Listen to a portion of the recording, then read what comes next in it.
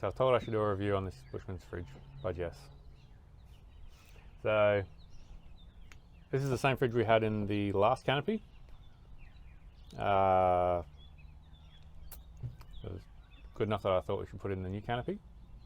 It's a Bushmans 130L upright fridge. We've had it for probably a year now, and honestly I can't fault it. I've had many different fridges, Evercool, Engel, Ridge Rider, and for the size that this is, like base wise, it takes up about the same space as our 40 litre Engel we had, but it's 130 litres because you don't have to have room to open the lid. It's pretty energy efficient. Right, we've got a little voltmeter down here. When it's drawing, it draws about 4 amps with the lights and everything on.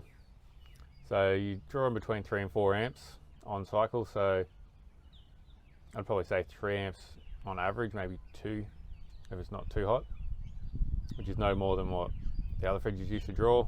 So energy wise it's pretty good. We've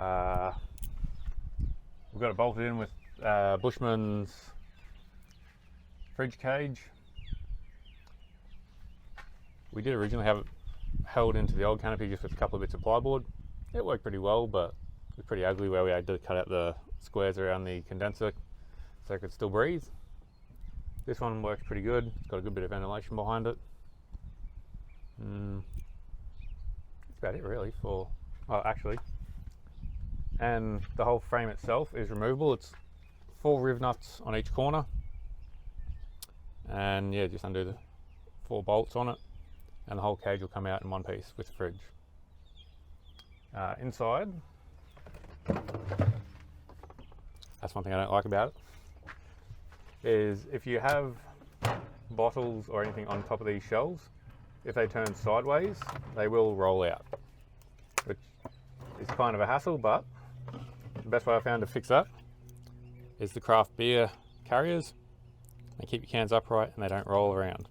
They work well. So on this bottom section, I can fit pretty much about 2 cartons standing up. Up here, I can fit 3 of these 10 packs in a shelf, so 30 cans. Good enough. The only thing I don't really like is the size of the freezer.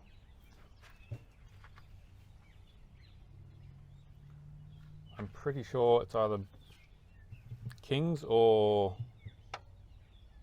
what's the other one? Pretty sure it's King's. There's King's and there's an Evercool, I think it is, that do a full across the top there as a freezer.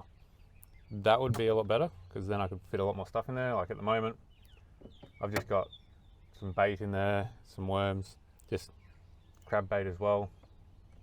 Jess doesn't like me keeping it in the fridge in the van. Yep. But apart from the freezer size being too small, I haven't really got any complaints.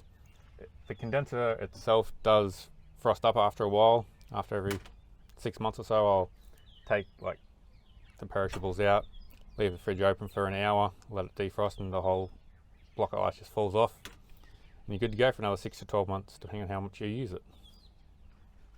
The doors, you got a little egg shelf up there. The actual bottom drawer has little slides so you can actually segregate your drinks so they don't move. That's pretty good. And for the most part, I only ever have it set on 3 to 4, and that sits at about, I think it's about 3 or 4 degrees on the little temperature gauge. But yeah, if you put it to 7, everything will start to freeze in the fridge. So it works pretty well. We haven't tried it up the Cape yet. We're heading north now, so I'll be interested to see how well it works in the hotter climates. We do have vents in the canopy to try and negate some of the heat in the canopy, but it's a black canopy. It's going to get hot. Yes, I would recommend this fridge.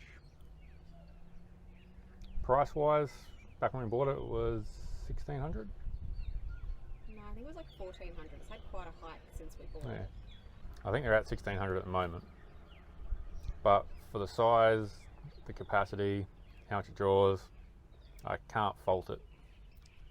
And yeah, like it. As Jess says, I gotta say like, subscribe, all that stuff.